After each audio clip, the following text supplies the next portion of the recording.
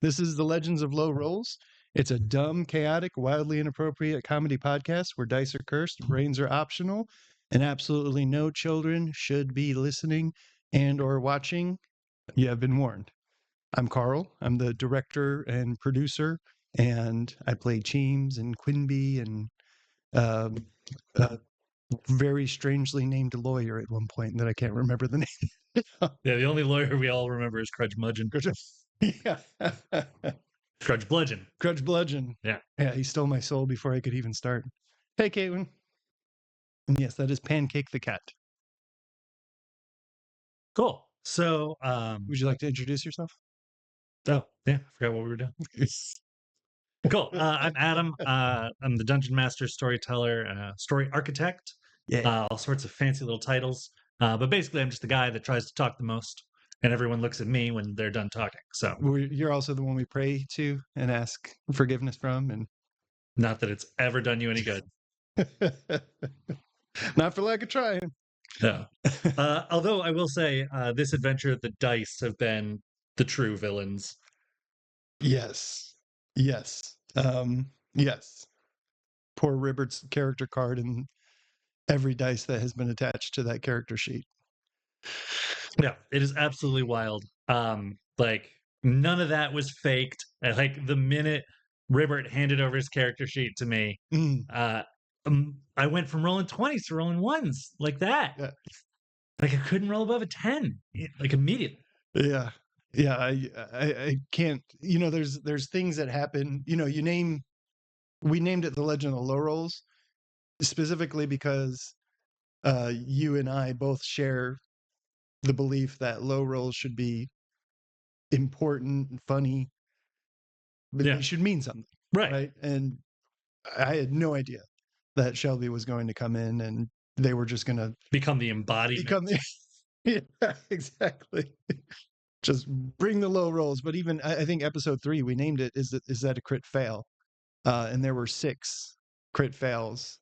I think 3 from Shelby, 2 from Trevor, and 1 from Logan. Yeah. And I did not participate, but I think am I the only person who died? Yeah, 3 crit fails in a row. Fails in a row. Yeah, lovely.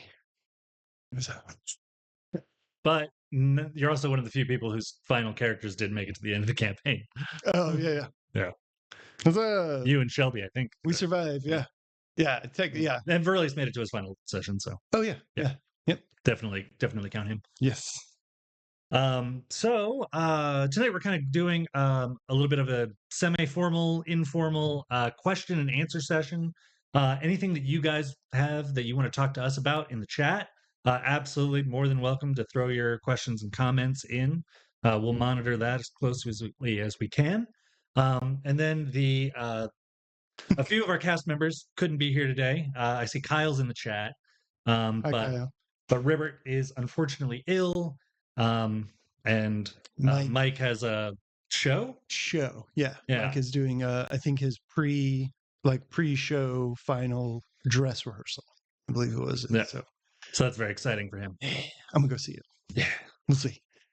And and so they sent us their epilogues. Yes, and real quick, Caitlin, Pine Eyes did not die. No, but Pine Eyes was Kyle's 3rd character, so technically Kyle's character did not make it to the end.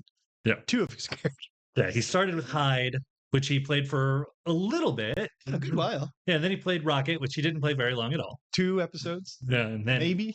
And then he played Pine Eyes to the end after that. Yeah. Pine Eyes was a good boy. So was Rocket. He was a victim of the low rolls. Yeah, but not his own. Yep. Thanks, Shelby. It was good TV.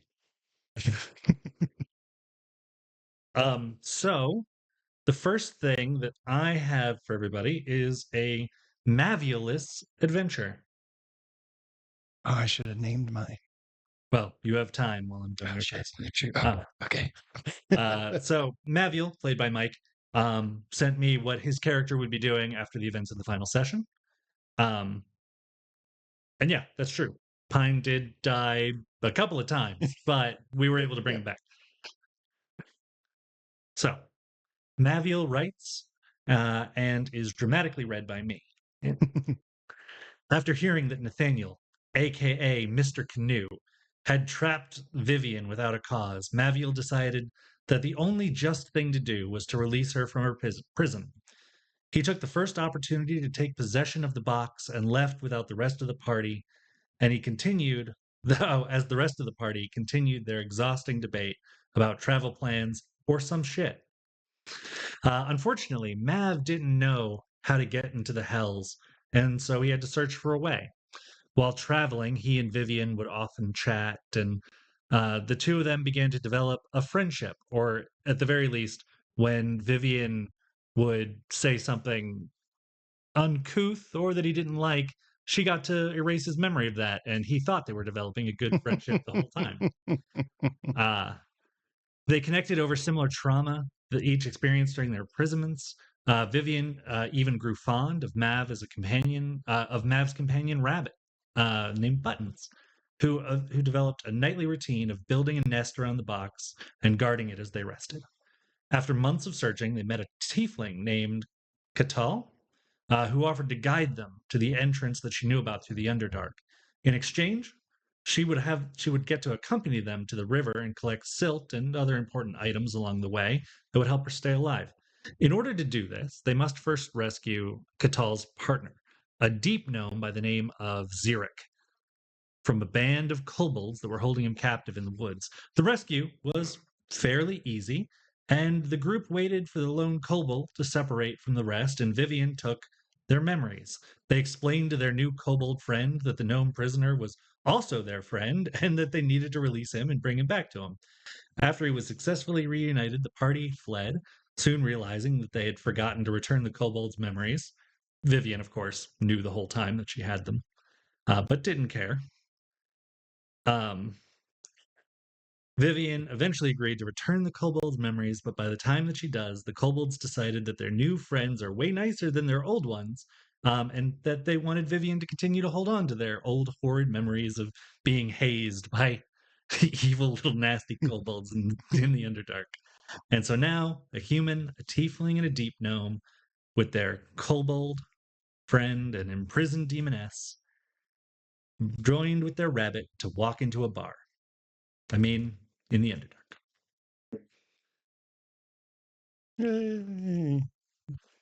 I did not pay attention to that at all because I was trying to think of clever names for my.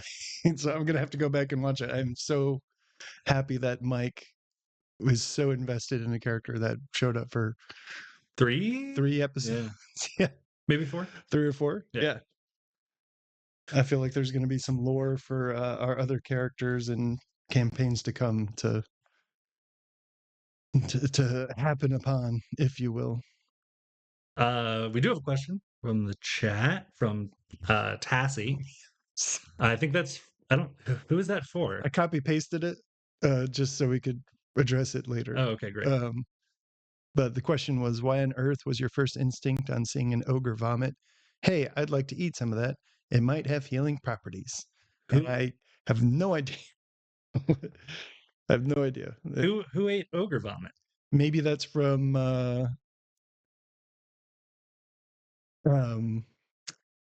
that could be from All Ogre These Balls. Maybe. But I don't remember. Yeah, there's 48 episodes. Yeah. And they're all 2 to 3 hours long. So if we're missing a funny joke, Cassie, please let us in on it. There's a dog getting mugged outside. That's what it sounds like. And there was also a Crackle Through Time, which also featured ogres, but I doubt anyone's seen that.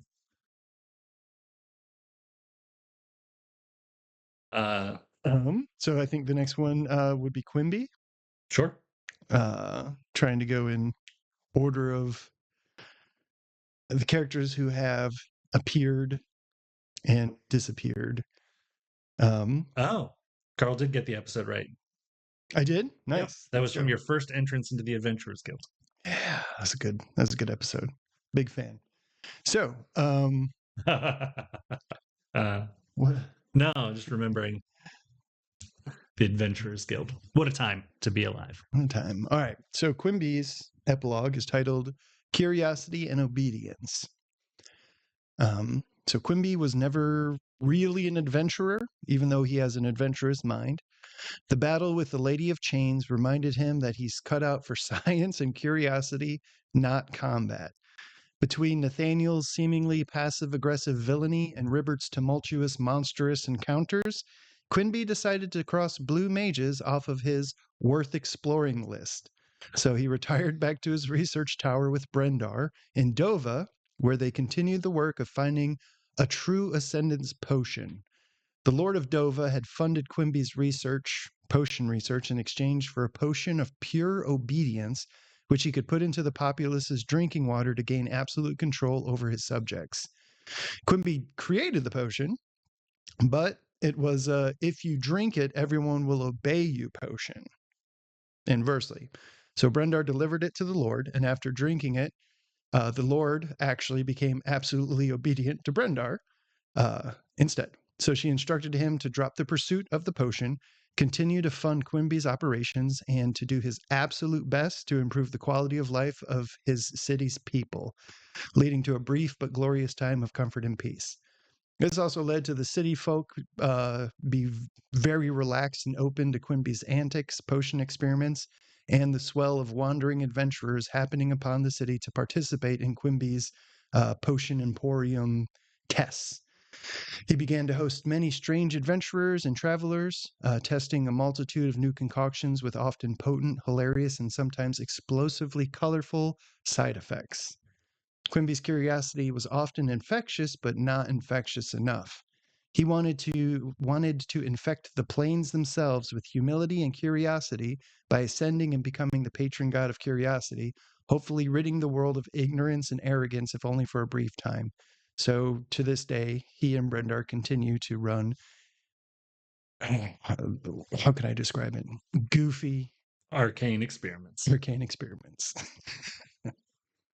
The other thing that I wanted to say about Quimby that the audience might not be aware of is when we were running auditions for this very podcast, Carl DM'd 45 games or whatever it was, where it was Quimby running you through these potions, and it was just drink the potion. He was writing down what happened. You roll on a list.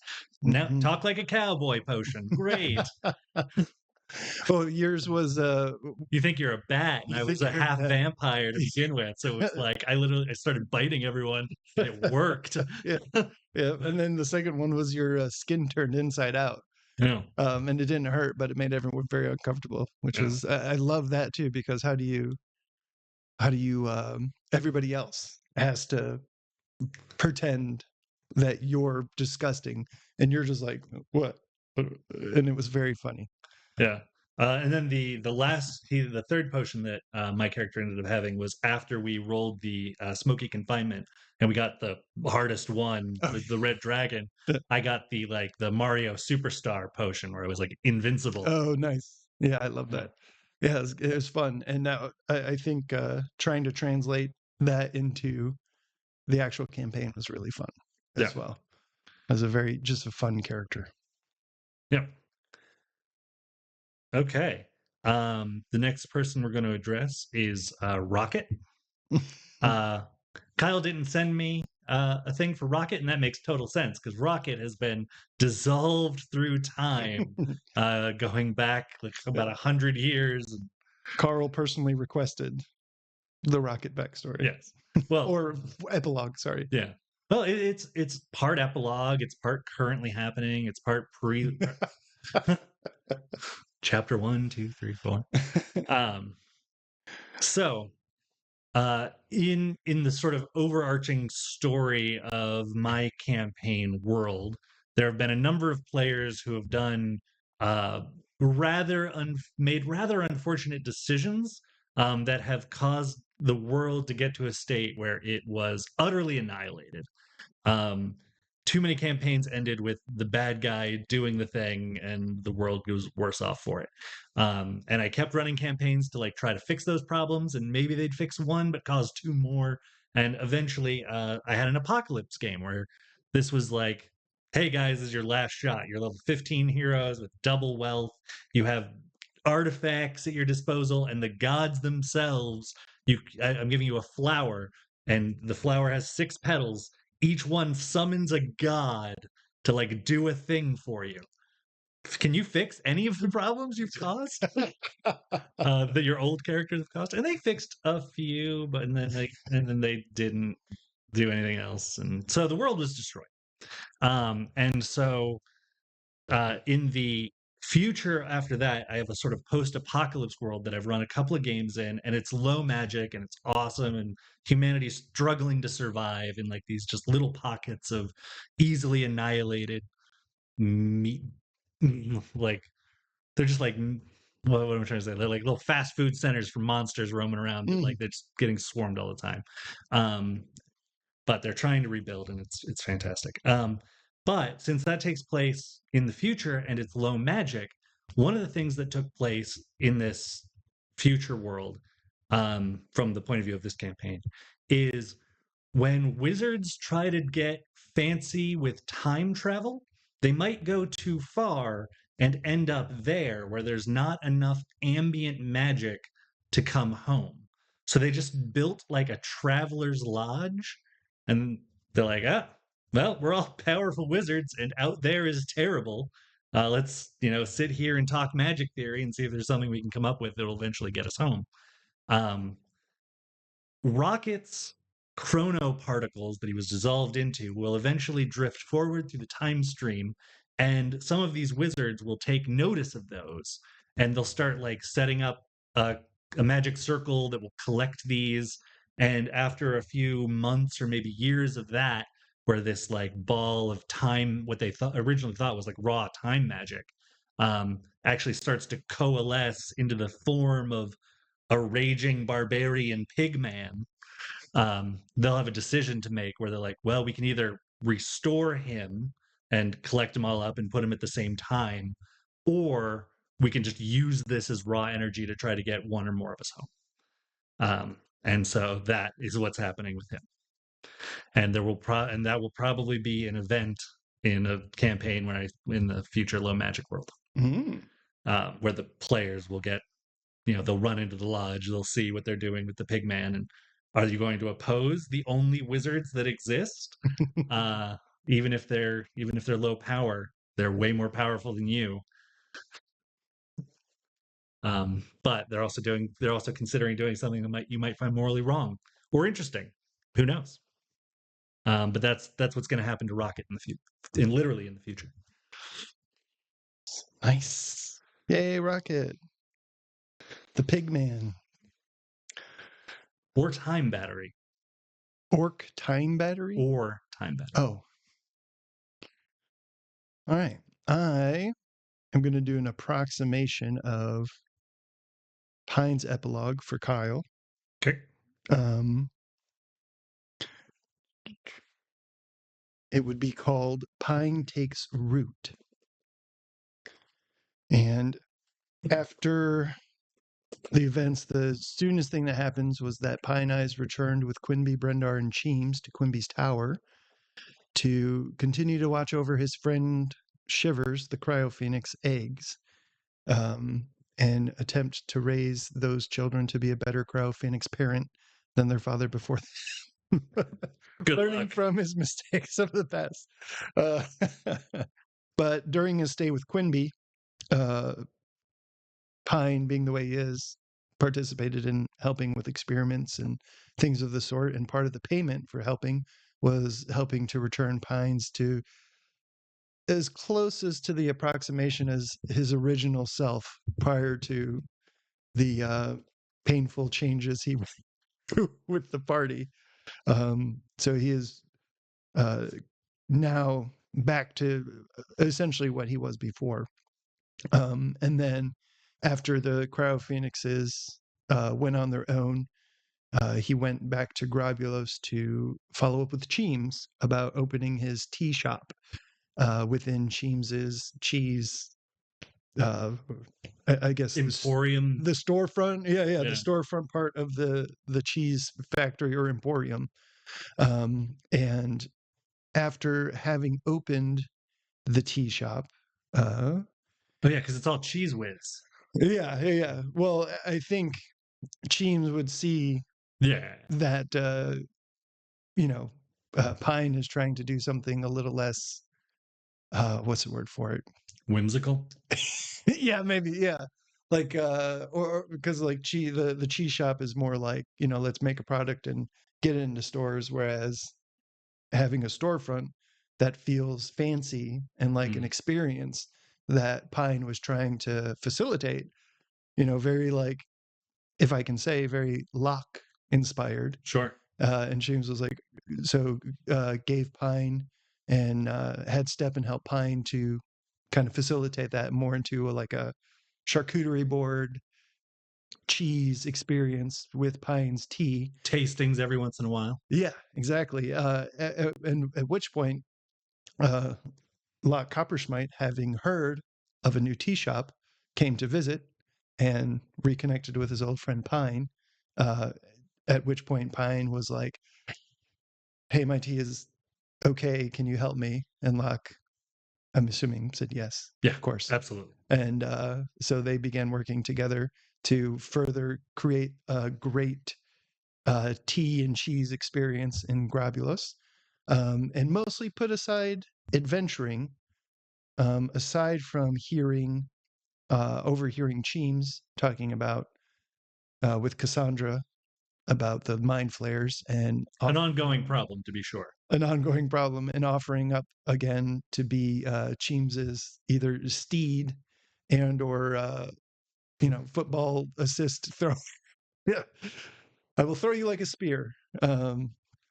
And so yeah, mostly Pine has retired from adventuring to have his uncle Iroh redemption arc. Well, I wouldn't say redemption; he's a pretty chill guy. Yeah, Uh, so if you guys are ever in Grobulos, definitely stop by the shop and yes, and see the old boy. Um, and then yeah, I think let me yeah, I think that's it. If I missed anything, Kyle, put it in the chat. like presents. Yep, how about that? Yeah. So yeah, yep. I think I got it all. Sure. Yep. Yeah, and obviously Pine would be uh yeah, I'll get to that in the other epilogue. Yeah. So Verilius, everyone's favorite little clown boy. Uh, Clown old man. that He's like 2,240 years old, right? I think. yeah, which for an elf is still maybe not a boy, but uh, fledgling, mm-hmm. teetering on the brink of adulthood. Nice. Yeah. Um, God, I would hate to be an elf raising a child. Oh God, yeah. Well, let's see. If we put a copper a week into a college fund, we'll have way too much money by the time that he knows what college is. Um, anyway, so as everyone saw, he started out the game pretty jolly. Went on a few villainous little arcs. Some of his pranks maybe got a little out of hand, according to local children's mothers. Um, and fellow party members and potion shop owners. But he eventually did come to terms with his own actions, and he went on a special little redemption arc. If anyone caught that episode, it was pretty good. He was joined by Seraphina, the we'll call her a noble, um, and it was in the vault in Grobulos, um, where he sort of professed that he was abandoning his evil ways and was going to go on a sort of. If anyone's seen the show, My Name is Earl. It's a sort of a similar redemption arc where he wanted to go to uh, to each person that he had previously wronged, or at least as close to simulacrum as he could, and sort of make up for his wrong deeds. We actually saw him do that with the child with the broken nose, and he brought his dad a nice steak, and it was a touching moment. And he definitely would have continued doing that in the area surrounding Grobulos until he sort of proved himself. Then he would have went into the city, Probably visited Barnold Shrine with Cheems fairly often to Mhm. talk about what we're going to do to bring him back. Because I know he probably wanted Barnold back at least as much as Cheems, if not more. Oh, yeah. So, but when you guys sort of realize that that's going to take some time to even just raise the funds for a wish scroll, he went back to his hometown up in Mesero. Not Mesero, sorry. I gotta go look at my own map. Starts with an M. Nope. Mhm. Cool. He went back to his hometown in Penetest, Mm, which is in the sort of northern desolated area just on the coast. He had actually given his deed that he got as a reward scroll to his good friend Wimbledon. from Dipple Wimbledon. That's the one, as a birthday present from his I Know a Guy card. And so obviously he wouldn't be at that residence, so he just used the place like it was his. But trying to redeem himself, he did at least leave it nicer than he found it. Nice. And so that's where he is now, sort of just waiting for Cheems to send him the word that we're getting ready to move on the Barnold thing. Nice. Performing any circus acts or? Well, more like children's birthday parties and just like street magic, as he's running other errands and trying to be a good person. Sweet. He's using his tricks for good now. Speaking of Cheems, Cheems's epilogue is Who titled. was that again? Good question. Yeah, okay. Um, No one's favorite character, that's for sure.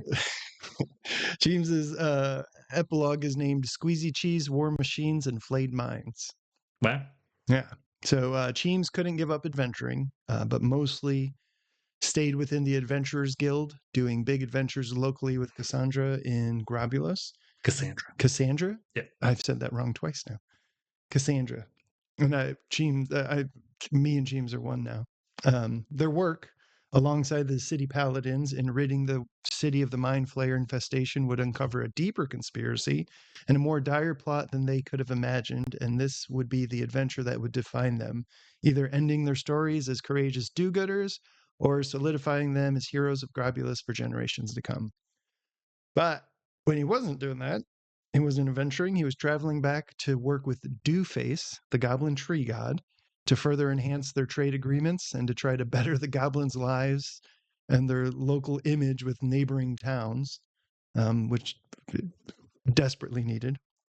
While waiting for his squeezy cheese, weighted blankets, and his instant language learning and speaking magic, name pending, to take off, he funded his efforts alongside his cousin Stepan and the goblin Four Eyes by selling more practical war weapons at discounted prices and crazy fast production rates. After finding local notoriety, he reconnected with his friend Ribert to lift the simian curse that had befell him many years ago.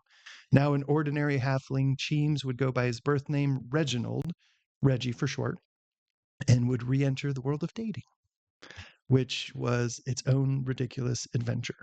Because it wasn't going well for you as a monkey. Yeah. Now he doesn't feel weird about it, though, when people are like, oh, you're cute. Now it's just a racial stereotype. Yeah, right. So he, so even though he did return back to normal, quote unquote, he did commission Quinby for some potions that could revert him to his monkey form to continue being the mascot and brand ambassador of Cheems's Squeezy Cheese. So he can make public appearance. Right. And also, if there's a girl who he's vibing with and she's like, oh yeah, Cheems, I really wish I could meet a man like Cheems, and he can be like, oh, speaking of which, it's me. So then in an effort, that's not a costume? In an effort to release Barnold from his void prison, Cheems continued purchasing scrolls from Xavier of a potent combination of wish and freedom of movement spells. This would release one being from their void prison, and much to Cheems and the city's dismay, it was always random, and there were a lot of creatures and abominations banished in void spheres. Though before every orb was pulled from the void, a call would always go out to the Foxglove Hollow crew that the attempt would be made on the following morning in hopes to reunite the group of friends once more. Nice. And that includes Pine. Right. Because he's in the lobby. Yeah. Very cool. Ribbert. Unless there's a character. I mean, we could recap Barnold, but Barnold's in a sphere of void. Done. Yeah, there you go. As far as Barnold is aware, no time has passed. Love you, Trevor. Miss you.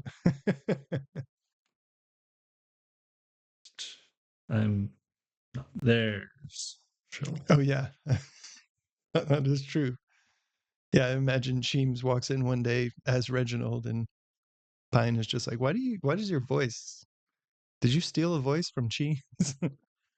Well, I mean, I imagine your vocal cords would be different. It would just be mannerisms and. Oh, maybe. Do I have a Brooklyn accent as a monkey and I just talk like a normal person? I mean, Is that? I mean, accents aren't vocal cord based, Yeah. but the pitch might shift up or down. Maybe. Yeah. I got to think about that now. So Ribbert didn't send me an actual story per se, so I'll just read it verbatim. It says, "I'm just chilling, bro. Yeah, this is what I got. So. I like soup and sandwiches, bro." So I was thinking for Ribbert's epilogue. Okay. Since we kind of want to keep it open for more adventures, he's just keeping it with Nathaniel, training, raising Bob, with the hopes to be strong enough to at least stay hidden and then move freely. Eventually track down and confront the person that brought him into existence. And then he'd eventually confront that guy, and that could be a future endeavor or something left open for a fanfic or whatever. Shaw, dude. Shaw, dude. Shaw, dude. Nice. Okay, well, okay. Yeah, so I'll expand on that. So Nathaniel is, as we saw, an incredibly powerful figure, but he is undeniably cruel, and there's kind of a reason for that. Blue mages, by their very nature, they have to either be hermits or have a personality so abrasive that nobody wants to be their friends, because as soon as people know the things you can do and how easily you can do them, it's like being the only guy in a small town with a truck. You just have to help everybody move all the time, and it fucking sucks. Like, I don't care how much beer you offer me. I'm not doing this every weekend for everyone in town. And not only that, but the outsiders of all kinds are definitely trying to kill them because they are the number one threat to like taking over the material prime or whatever machinations you have in the works, because they can counter anything you want to do. But yeah, so that's sort of where Nathaniel is coming from. There are 4 other blue mages, none of which are as mean as him. They take other routes to ensure their secrecy and privacy.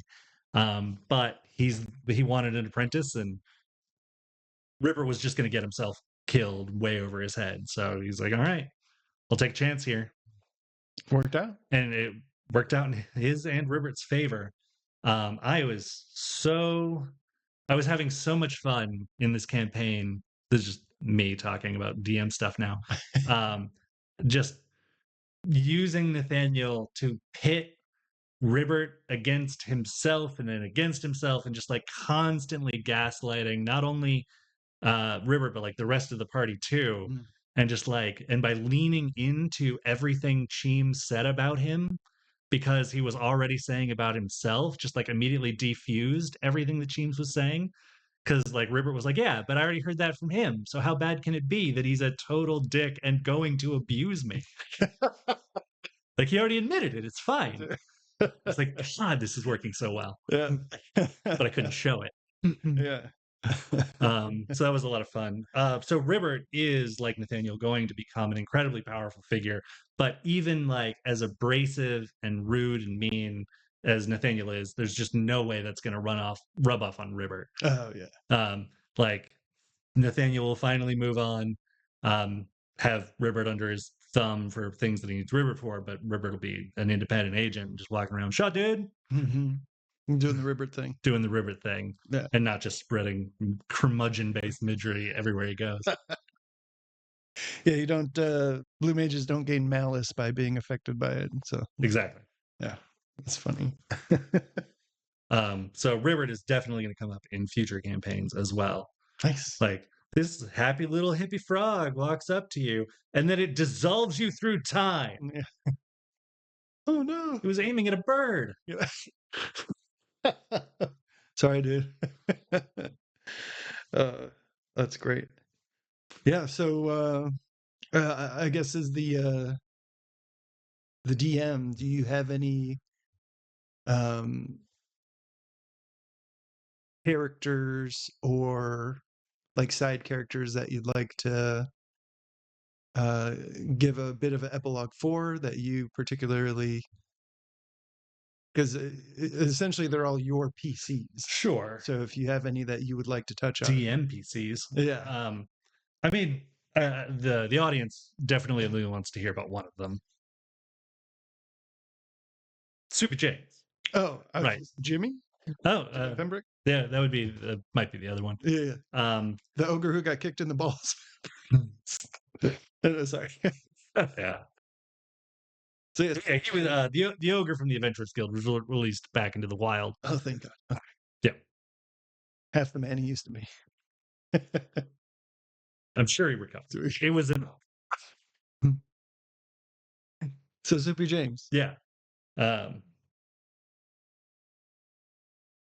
Yes, that is wise, Tassie. Mm-hmm. Zeta Turtles. Yeah, so Super James did have a really weird dream where he ascended to, like, I've got more than one soup, and everyone seems to think it's great.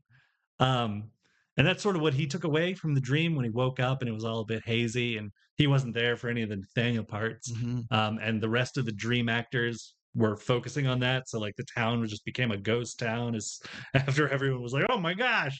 And then he was like, where's everybody? Did my soup do this? Oh. And then he wakes up and weird dream. But two soups. It's a great idea.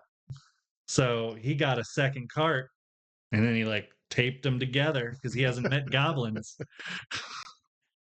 One day. One day. Oh, yeah. I can talk about Hurley the Crystal Troll as well. That was another very early NPC that we met, Jay Will. So Hurley the Crystal Troll is a troll.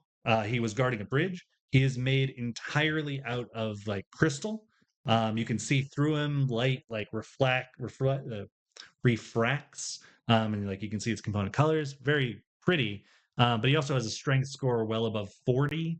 And he took all of the feats for, like, increasing your carrying capacity, and he could throw anything that he could carry as a medium load, which was about 30,000 pounds when all the math was said and done. And then if you throw something that it weighs a lot, you just assign damage based on weight. So it was like 300 d6. I just said, Yep.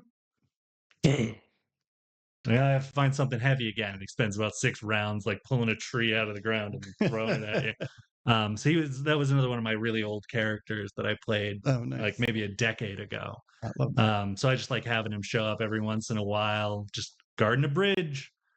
You got to pay me. I don't really know what money is, but I want it. This is a noble profession of trolls. Mm-hmm.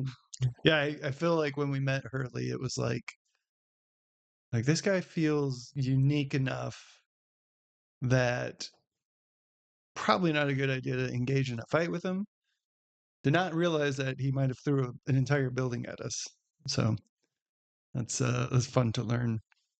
But yeah, anytime we run into someone where if like as soon as you told me that bird, the undead bird was a dude sitting on a branch, and you're like, it's a druid. And I was like, this is probably one of the characters that someone has played before. Yeah. And there's a couple of them like that. Like, was it Tuffles? Yep. That was another one. No, Tuffles has actually always been an NPC. Is he been? Nice. Yeah. Okay.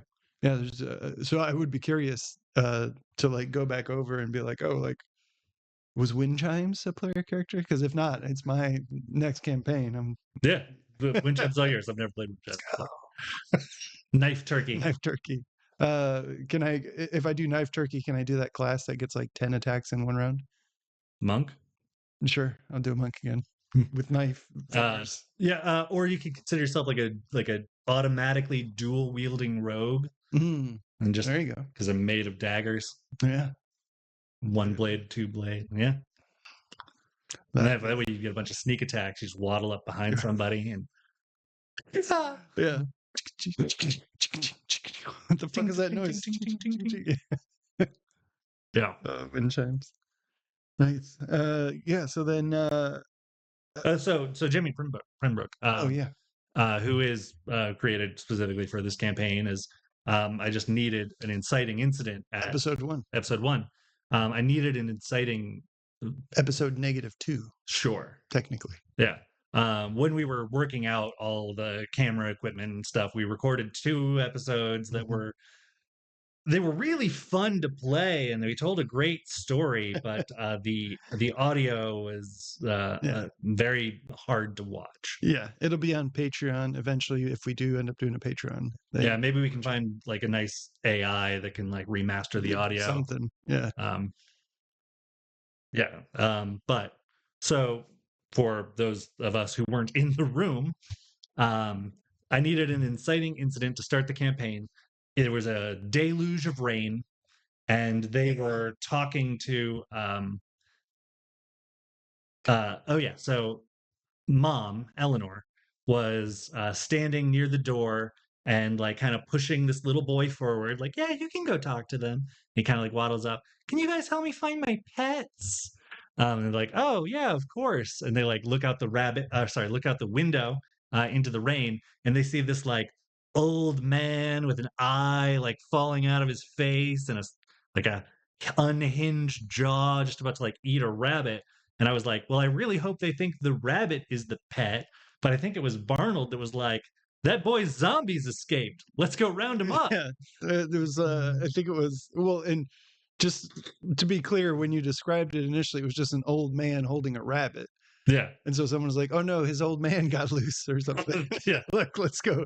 And then we walked up and you described it. And then I think Barnold was like, clearly the zombie is the child's pet. We need to. And yeah. And it was. Yeah. He was a prodigy necromancer. And he was just like going to the graveyard and digging up bodies. I think we made a joke about like off-brand Fisher Price baby's first plate necropolis or something like that. That he had sort of in the backyard with like a high fence. But the rain had like washed out part of the fence and the zombies got out. You guys tracked him down. So they eventually got a bunch of money together, and they actually sent him off to college in Grobulo so that he could attend like a wizard school and like enroll himself to like, hey, maybe you should learn about these forces that are beyond your comprehension, and maybe teach him a thing or two while you're there. A little bit dangerous. Yeah. It's essentially like walking into a neighborhood and the kids just got like guns. And his mom's like, he's good at shooting guns. They're like, oh God, get him into a shooting school or something. Good Lord, this is going to go real bad. Yeah, and it absolutely could have. So his life is going to turn out pretty well. Nice. Hell yeah. It's a win for Ribbert and Cheems and Barnold and Verilius. Sure is. Put that one in the book.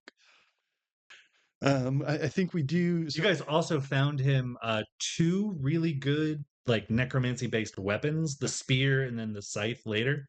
Which you like put in a sort of a trust fund with his mom that was like, okay, on his 15th birthday, you can give him this. Oh yeah, that was one of my favorites where Ribbert was like, give me that stick back. like hold on. It's just a really funny time there. So we do have some questions. Yeah. From players. And also, again, at any point, if you guys have any questions that you want to ask about, then feel free to post it in the chat. Yep, Twitch or YouTube. We'll check both. So I think we kind of already answered this one, but I will ask it again just for posterity's sake because Kyle did ask it. But he said he thinks his biggest curiosity is about what plans Adam had in store for Rocket.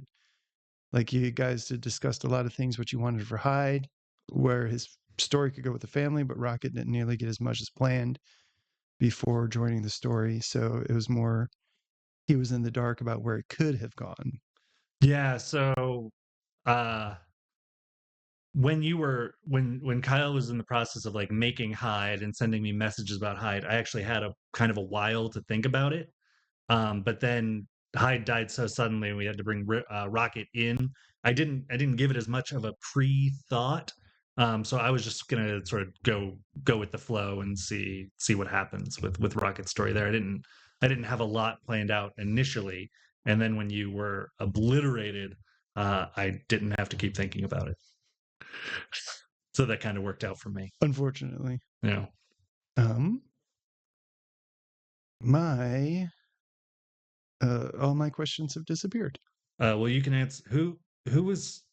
Did Tassie ever say who they were talking about? Like who actually ate the ogre vomit? I don't think it was me. Oh, yeah, okay. All right, so I have a question, Sure. or I have a couple of questions. Sure. First one I want to know about is obviously the skeleton monkey in the mirror, Yeah. and then subsequently, no skeleton monkey in the mirror. And if that is also tied into the teddy bear. Nope, completely different. Okay, we'll see that now. Well, I've got more questions after you answer this one. Sure, where do you want to start? Well, I mean, just with the skeleton, that was Sure. So Broseph lived right outside of the Lich's Woods, which is one of the sort of most preeminently haunted areas south of the Mountains of Time. There's more haunted things happening north, but that's just because go north next campaign, is what you're telling me. well, you won't make it there. Good to know. But Mildred is running around with an army of undead. It's just inherently more negative energy, so there's going to be more hauntings. Okay. But in the sort of peaceful middle part of the map, this is the most haunted place. And so Broseph was going out into the woods every day, bringing back haunted lumber and building a house out of it, and just sort of going mad and insane. So there was just a lot of spookiness and just general negative energy that was manifesting in all sorts of different little ways. And so we also saw that that your reflection in the mirror is real. And you actually went without a reflection for a little bit first. Like your mirror image was actually killed, and then it was reanimated from the other side of the mirror by one of those spooky forces from the woods. It still wanted to kill you, like all mirror images do. But eventually, you most things that make undead don't control them forever. So eventually it just hit a point where it needed a different undead for doing different things. You can only control so many, so you just release your old one. Oh. And then you got a new mirror double. Oh. Nice. Yeah. And that was like, all right, it's my first day on the job. I just got to do what this monkey does. And while I spy on him and hate him and resent him for having the life I wish I could have. Which they do have, technically, but nope. Reversed. As soon as like you're not looking at them, they just start seething with nothing to do. Really? Yeah. Oh, that's wild. That's one of the reasons that they hate you and they're so jealous. Oh. Their world only exists in like disconnected little fragments that are in the reflection. So if you're in a room with no reflections, there is no mirror version of that room. Okay. Gives me an idea for a character. Yeah. I once made a character who's like, there's spells that let you travel through the mirrorverse. I'm going to build this like little nexus and like all these like interconnected mirrors. It'll be so great. I'll reconnect the continent. Anyone can go anywhere. And then just like accidentally unleashed a bunch of murderous mirror images that were just murdering peasants. I was like, I'm so sorry. Let me shatter every mirror I see from now on. Yeah. I'm no longer Oro the mirror mage. I am Oro the sad. And Oro the man who made a big mistake.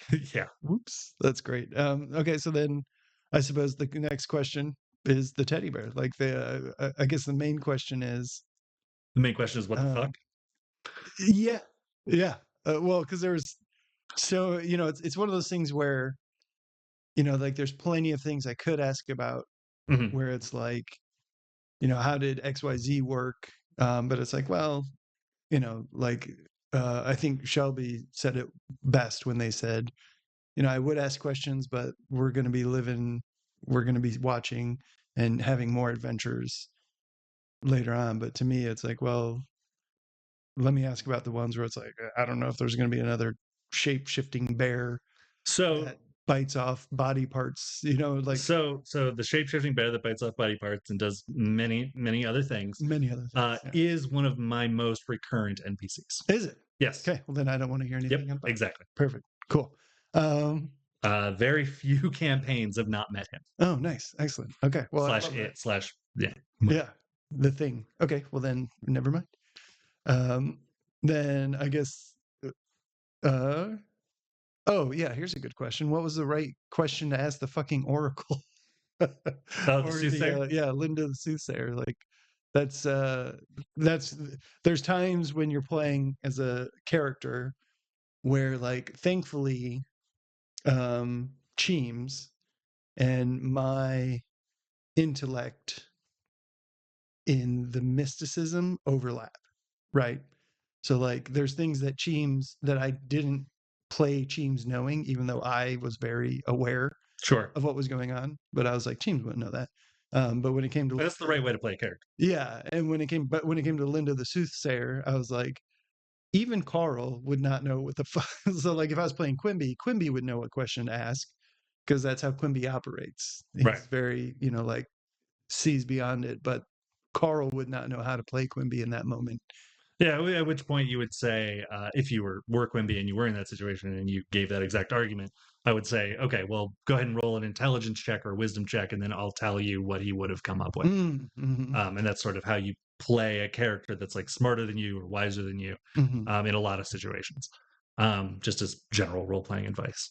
But I mean, it depends. Like the questions that you did ask were fine.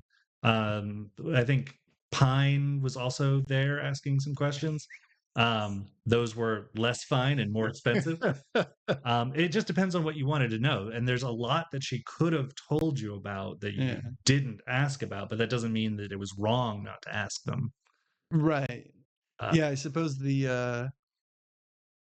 what it boiled down to was I don't know if it was necessarily just that there was like a long break Yeah. between because I think it was we did the thing and then we're like, all right, next episode we're gonna go talk to Linda, and then I think it was Virilius episode, Yeah. and then I think it was Ribbert episode, and then in the middle of the Ribbert episode we did the conversation as well. So it was like it was just like, but yeah, there was um yeah, so like the rat thing. Yeah, the rat thing was sort of disappointing to me, like from myself, because I was sort of trying to present two different plot lines at the same time, but they had one sort of overlapping theme. Tentacles. Uh, Tentacles and vermin, and like just sort of like a like plague and vermin, and Mm-hmm. like, and it was too hard for me to like show you guys that those were separate. So whenever you found a lead here, you would try to chase it over there, and I'm like, that lead Mm-hmm. goes nowhere over there, and it's sort of my fault because my two quests weren't separate enough. Mm-hmm. So I just couldn't figure out how to get you on the right path, or figure out how to be like pretend that it was really one thing the whole time. Right. And eventually we just got you on something else. Nice. Yeah, and like not to say like don't be disappointed, because we feel the way we feel, but I do like that is one part about D&D that I find particularly, I don't want to say satisfying, but satisfying in a way Sure. where it's like, because when you play a video game, it's like you talk to an NPC and they're like, here's some encryptic shit, and some hints. And you're like, oh, maybe if I go over here, and then you go over there and it's like, this NPC's not talking about it at all. It's like, okay. And then you go talk to this NPC and like, and you might not be able to put it together, but then you go on the internet Right. and you find it, and then it is like, oh, that makes sense or whatnot. But in D&D, especially with the dungeon master telling the story from a perspective of the world, Yeah. like, and in real life experiencing and investigating things, like you will always, Right. there's always going to be intersectionality of connecting dots that shouldn't be connected. And Right. it's like I don't fucking know what's happening here. Um, Right. Every lead that I'm running down is a dead end. yeah, Everyone's like really confused why I'm even asking about it. yes, yeah, and I love that. Like Yeah. I think, and to me, that's part of D&D that feels like you're genuinely investing into things that, and it's like, oh well, I want it to pay off, but like sometimes shit just doesn't pay off. Right. Um, and we can ask about it at the end of in the epilogue. Right. Yeah. And thank you as well, Tassie. There is indeed something very human about not getting answers. Yeah, yeah, exactly. And yeah, That's what I was going for the whole time. that's my plan.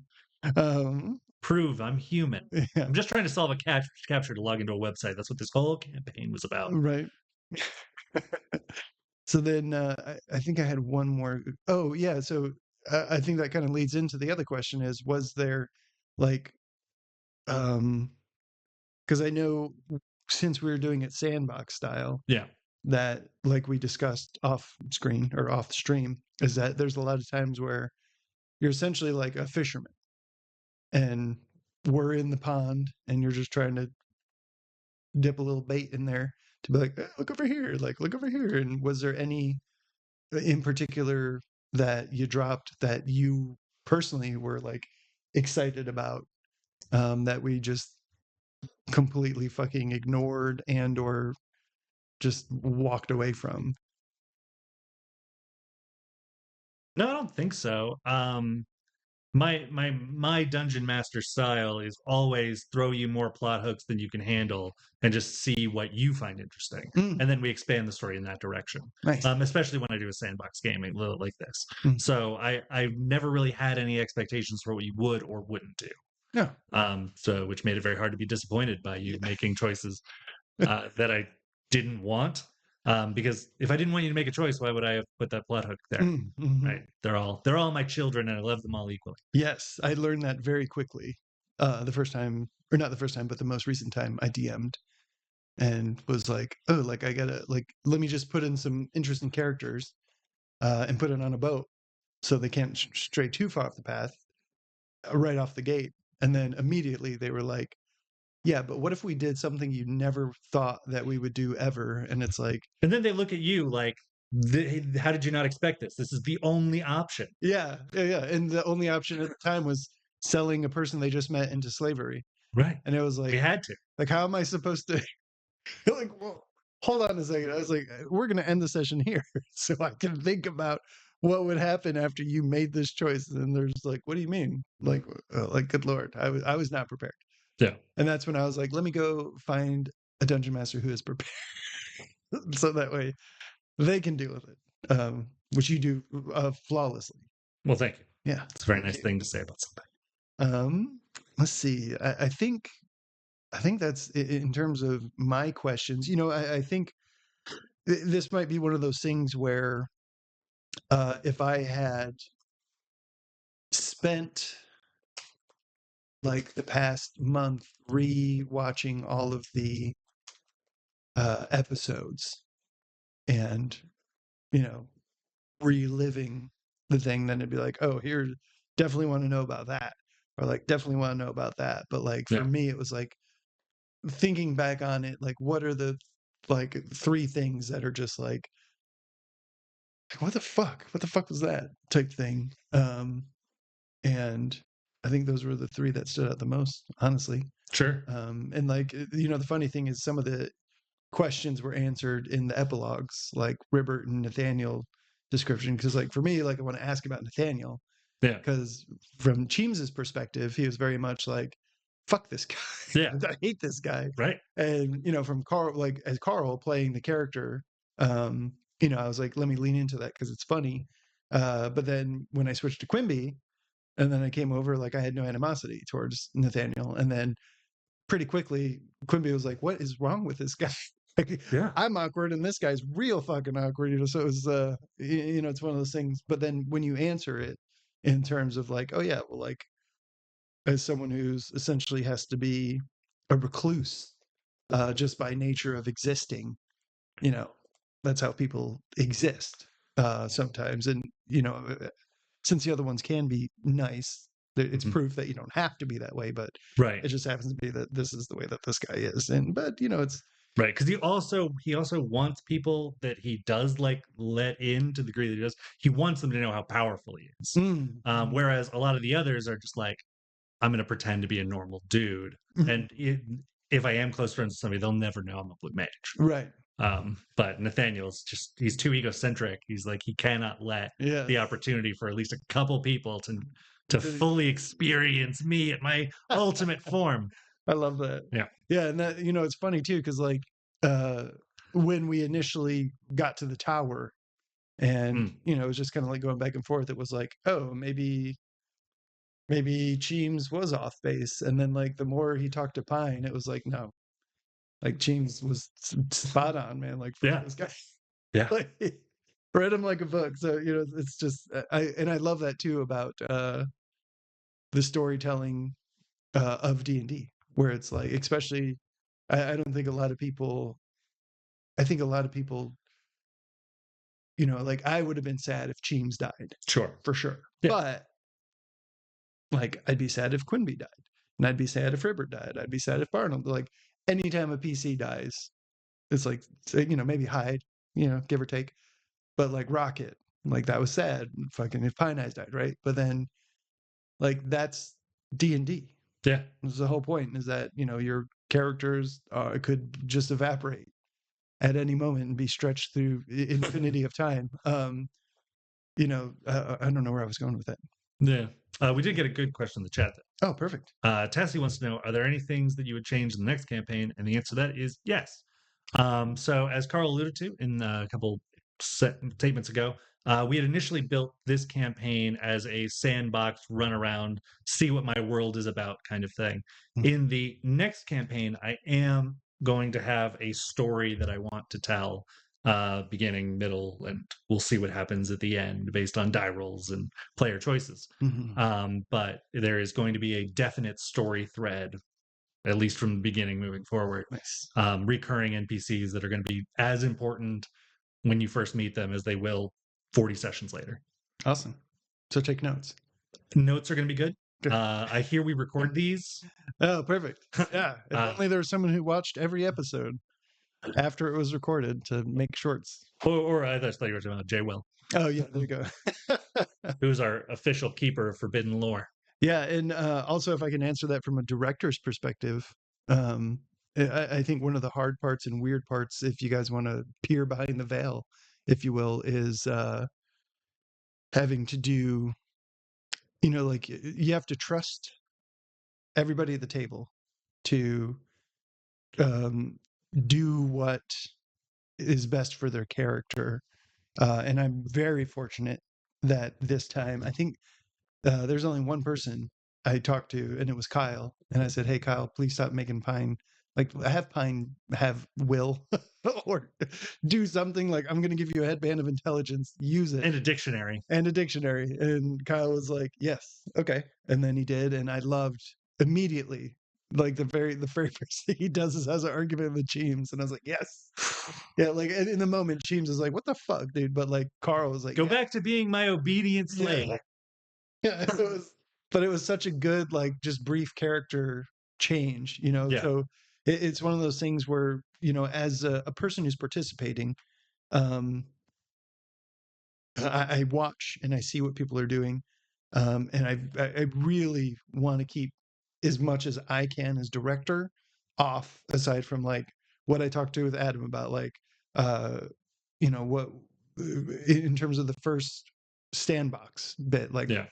these are the characters, like how do you want us to be? Do you want us to give you small tidbits, so the first was just you and me essentially having conversation about how do we want it to happen, because aside from that, like it's us just playing a game. Yeah. And then everybody, I think, did such a good job of getting into their character that I literally, I think that might have been bad that I didn't say like, "Hey, you're doing great and I love what you're doing." but I also didn't think that I needed to because it's one of those things where You get immediate feedback at the table when somebody laughs at your joke. yeah, exactly. So it was one of those things where like maybe going forward personally, I'll like I think we'll do like a monthly thing where it's like, hey man, I love your character, I love what you're doing, keep doing it type thing. Oh, and you also get immediate feedback, and that's one of the reasons that I do the votes at Votes. the end, where like, hey, you guys have to say something nice about each other.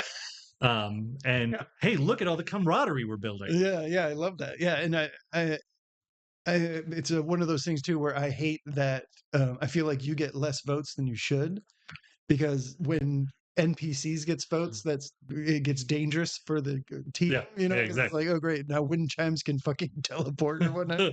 But at the same time, it's like, Which is going to make them such a better rogue. yeah, oh shit, do I get that as a class like just built in? So it was. Did you have a question, Jay? Will, let's see here. Yeah. Jay Will asked, are there any ideas or ways you can see Jay Willow appearing in future campaigns as an Mm, NPC, plot point, or a playable character?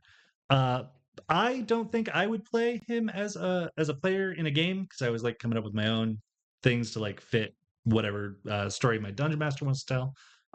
But definitely an NPC and maybe a plot point. Um, he's definitely going to be a place of refuge that because he's right there next to the haunted woods. So mm. if like somebody's like coming out screaming from the haunted woods, hey, you want to come in here? I can protect you, keep you safe.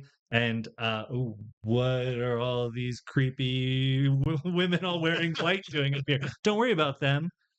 They're Check out the nice. cool plant misters in your room. Yeah, there you And you want a go. mushroom? It'll help calm you down. Oh, you're so much better than the haunted woods, but it's such a low bar. Yeah. So I think he's going to be a very fun NPC. Yeah, yeah, and I think if you were here, and able to play with us, then that would be a great playable character for you. But I don't think any of us would want to, it's like wearing somebody else's skin. Yeah. It just doesn't feel right. I mean, there are times where it's funny, but And Mike did a great job playing one of my old characters. So, I mean, it's certainly possible. oh yeah, absolutely, yeah. Especially for like if it's like, hey, we need someone to drop in, and we need a character, like that would be hilarious, and I Yeah. would love that. Especially since Mike had no idea like what 3-5 was even about, and then I just hand him a 14th level warlock capable of Okay. doing like 200 damage around. Yeah. Just Okay. okay, let's do it. Yeah, he nailed it too. Yeah. Just the yeah. Um yeah. Any more questions? I didn't see any in the chat. Just some sage advice from Tassie if you want to read that. D&D is collaborative storytelling. Everyone has to be writing and writing in the same book and about the same world. That requires a lot of work at the table and away from it. Yes. Yeah, and I think too part of well, it's one of those things where I think we like I think the one thing that next session I'm going to be kind of like adamant about is like Next respecting. campaign? Yeah. Okay. Well, next session is session 0. Sure. And we'll talk about some things, but it's like respecting that everyone knows their character better than you do, right? Yeah. Like I know Cheems better than anyone else does. Logan knows Verilius. Kyle knows Pines. Shelby knows Rupert. So and as a director too, to like message someone else and be like, you should play your character different is a weird thing. But at the same time, it's like uh respecting that the person's making choices and that they have purpose behind those choices, Right. and like when you lose the trust of like, or you start to believe that somebody else is not playing their character that the way they should be playing their character, it's like it gets to be a weird line, Yeah. and it's like, and as a director to have to be like, if I had to do that, that's something that we would do after the show, obviously, and Yeah. we would do it all together, unless it was something like, hey, quit being, put on a smart headband. But yeah, it's when that starts to, as soon as you cross that line, then it just gets to be rough for everybody at the table. And there's things in your campaign and your world that I think the easiest is the grotesque circus, Sure. where two of the people thought it was some vile, disgusting, like what is that? The Pinhead character from Hellraiser, Oh, sure. where it's like, like this evil, awful, torturous, the wage is bad, the get no time off, so having a misunderstanding that deep of, you know, two characters' backstory. Yeah. And then, one person's operating from the idea that they just came from, the worst possible place on earth, and the other person's working under the idea that they came from essentially like, a fun haunted house. Yeah, exactly. Then it's like, the incongruency there Yeah. can just And that's exactly what Tassie was saying, where we all have to be writing the same book. yes. Yeah. Yeah. So yeah, I think that's a sage advice, and especially just to put a pin on that, is that one of the biggest parts of D&D, that if you play with somebody and you play, make sure you always have solid communication Oh yeah. on the table, off the table. Always make sure that you're willing to reach out and to talk about stuff. Yeah. Yeah. Had a thought, lost it. Oh, the grotesque circus, by the way, is super happy fun times. It's a little off-putting, but it's meant to be that way. But it is perfectly safe. Any halfling could take their child there and also leave with their child, without being scarred for life or kidnapped or murdered or anything like that. Yeah. The god who watches over it wants people to come back because it's a business. It's a business. Yeah, Doble. Yeah. Yeah, I was hoping that The clown with the tummy mouth. Yeah, did we meet? I feel like we had a brief passing with Doble, Yeah. and not as much as I was hoping. But it seemed like everybody else was like, "Let's go do something else," and I was like, "Yeah, okay, whatever." Yeah. But yeah, cool. I think in terms of resolution for the characters, um, one thing I was kind of concerned about with two of the cast members leaving on sudden notice was like, in terms of story, it seemed like the first story arc wise, right? The first real story was Betrayal, with Barnold being a doppelganger. Yeah. Which fundamentally broke just everybody's trust of each other. But we stuck together because we were a team, right? Yeah. And then Barnold got sucked into the core of the earth, which was just like, here's some more trauma for you. After you just got him back. After we just got him back, yeah, the real one. So then, like, I wasn't sure if that was going to be a through line that would be, that we could like touch on more. But then, we had a lot of experiences where we all worked together, and we were good teammates and good teamwork. And then you put that fucking fiend in there. Yeah. And my God, I've been part of a lot of campaigns, and I have faced a lot of difficult monsters. Mm-hmm. And that motherfucker, oh yeah, destroyed.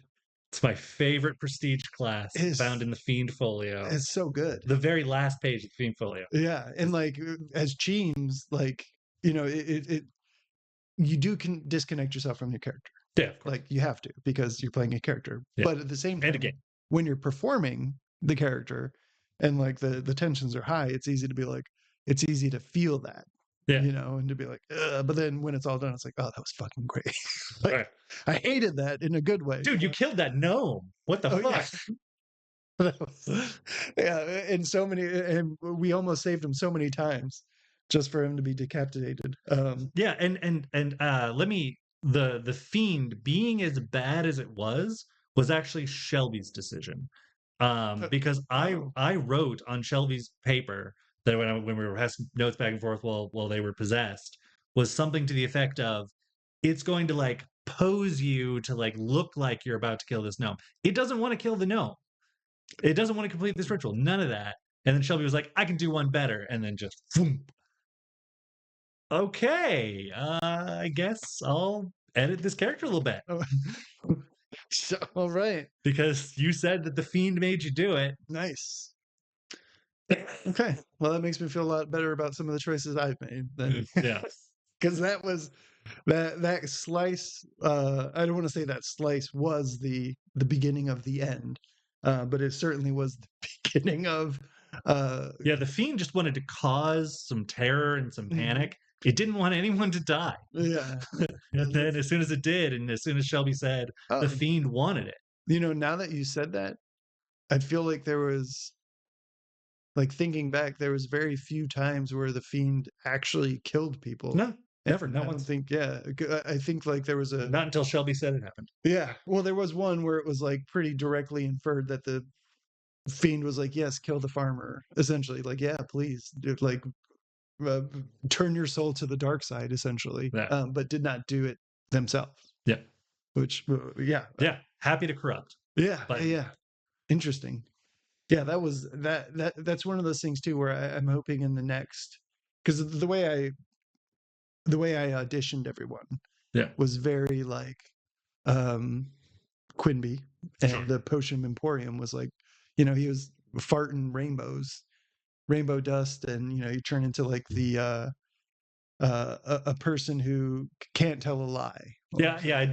If I can just do a quick interruption here, I'm not sure that your audition prepared people for my DM. That's what that's exactly where I'm going, because it was Okay. very goofy, and like Quimby's lab has the anti-death circle, where if you die, like if you go below the 10 Yeah. -10, then you die, but you auto stabilize and are brought up to 0 health. It's like an auto healing thing, so that way nobody dies in his experiments, hopefully. Right. um Unless something really wild happens. yeah, but then he can resurrect them with his trumpet archon, Yeah. so it's fine. But yeah,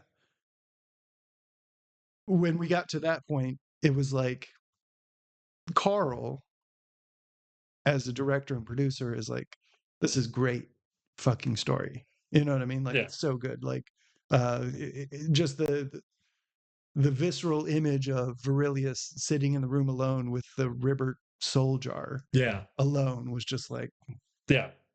masterpiece to me. You know what I mean? But then at the same time, like looking back on it, it's like, Shelby, Logan, and Kyle, like sweet little goofball.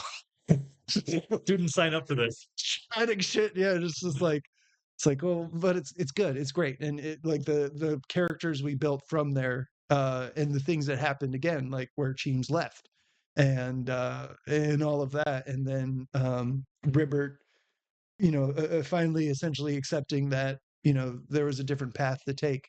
I feel like, to me, the overall story was uh like, if I had to put a theme on it, was just growth, Oh yeah. in a sense, Yeah. where, you have even with the friends that you have and that you love and you care for. I think I put it in a Discord message that might not be there anymore, but it was essentially like, um, you can love your friends without having to be part of them, that type of thing. And I think that it's that's just an interesting. Ooh, I did not read that. I will read that. Or Oh, did you? I will have Carl read that to me now. I will. Let me look that up, man. I'm sorry. This past week has been, both my daughter and my wife got sick, like very, very bad sick. Thankfully, Tegan recovered quickly, but Oh, what a nice time for you to introduce me to them. yeah. Oh, no, they are, yeah, it's good. Yes, here's my sick friends.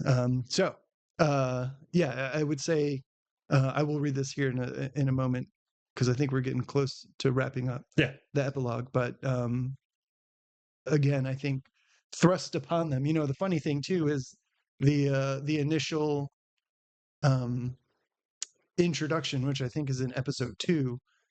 I had both Trevor and Logan come over to my house for probably like an hour or two before one of our sessions, and I had taken what you wrote for the intro, Mm. and kind of like twisted it into like a funny Yeah. epic thing, and talking about how these morons, this group of delinquents, if you will, hoodlums, yeah, might not shenanigan doers, how they might they might go and do things, but even though they don't want to be great, that greatness will always be thrust upon them, whether they want it or not. whether they want it or not. And I think uh, even though that wasn't necessarily the through line, that it became like it was almost like a prophecy Yeah, in a sense. yeah. And because especially with Ribbert becoming what Ribbert's going to become, um, it was a funny thing to say before we improved our way to it. There was before you read that, I Yeah. want to say one more thing. Um, there was, I don't know when this happened, but it was sometime in the middle where there was a moment when I saw it in like everyone's eyes at the same time. I don't remember what was happening in game, but like you all kind of looked at each other and you're like, we are way higher level than we act like we are. Mm, Like we are so powerful, but we're doing like these childish antics and things. It was I know exactly when it was. okay. Yeah, if you can enlighten me. Because I think you said something at the time because they were. I think it was just after Cheems left. Um, because I had the 1v3 with the mind flayers. Yeah. And I was like, I am fucked. And then I won. And I was By like, the skin of your teeth. oh, for sure. But it was like, Yeah. you don't pull that off as a beginning adventure. Right. You know what I mean? So it was like, oh, like we have more power. And then immediately after that, uh, there was like, they were going into the shadow, Plane of plane of shadows. shadows, and just a random thing. And there was like a random peasant. It was like kind of ominous. And everyone was like, should we party up together? Should we party? And you're like, yeah, you're not a level 15 fucking blue mage or a level 21, truth speaker or whatever the thing Virilius's bonus was, or Yeah. and they were like, oh, you're right. I'm gonna walk alone with this person into a dark alley. It's like, yeah. Yeah, that was certainly one of the moments. I was thinking of something a little earlier than that, but Oh, I good. can't place it. Okay.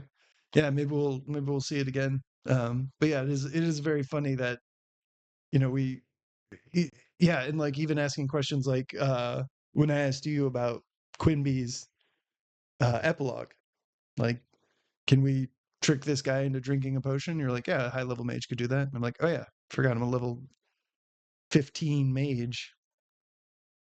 Yeah. Sweet. The comment. The comment. Uh, yes, our comment on our last episode says, I know this is a little longer, but I mean every word. From J. Wilson 8272. Whoever that is. Yeah, don't put your credit card number in your YouTube commenter name.